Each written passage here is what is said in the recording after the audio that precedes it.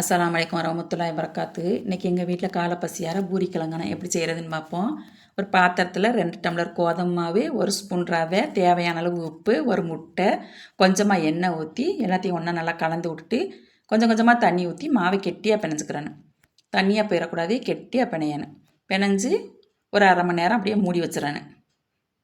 இப்போ உருளைக்கிழங்கு ஆனத்துக்கு தாளிச்சுக்கிடுவோம். ஒரு சட்டி அடுப்பில் வச்சுட்டு கொஞ்சமாக எண்ணெய் ஊற்றி கடுகு உளுந்து பட்டை கிராம்பு ஏலக்காய் கடலைப்பருப்பு சோம்பு பொரியவும் ஒரு 5-6 பெரிய வெங்காயத்தை போட்டு கருவாயிலையும் போட்டு வதக்கிட்டு தக்காளி பழத்தில் ஒரு சின்ன தக்காளி போட்டுக்கிறேன்னு.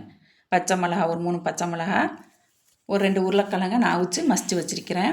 அதையும் போட்டுட்டு மஞ்சத்தூள் போட்டு தண்ணியை ஊற்றி மூடி போட்டு வேக வச்சிடணும்.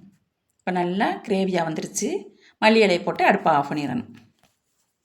இப்போ பூரிக்கு நம்ம தட்டிக்கிடுவோம். சின்ன சின்ன உருண்டையாக எடுத்து ஊட்டி வச்சுக்கிறேன்னு. இந்த மாதிரி ஊட்டி வச்சுட்டு ரொட்டி கட்டையில் மாவை போட்டு தட்டி ஒவ்வொன்றா போட்டு எடுக்கணும்.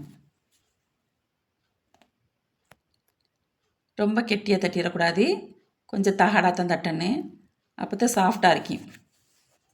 இப்போ தட்டியாச்சு, அடுப்பில் போட்டு பொரிச்செடுக்க வேண்டியதுதான். பொன்னிறமாக வரவும் எடுத்துடணும். இதே மாதிரியே ஒன்றா போட்டு எடுக்கணும்.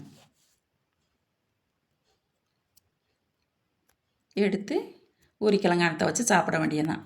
சூப்பராக இருக்கும். செய்து பாருங்கள். செய்து பார்த்துட்டு எப்படி இருக்குதுன்னு சொல்லுங்கள்.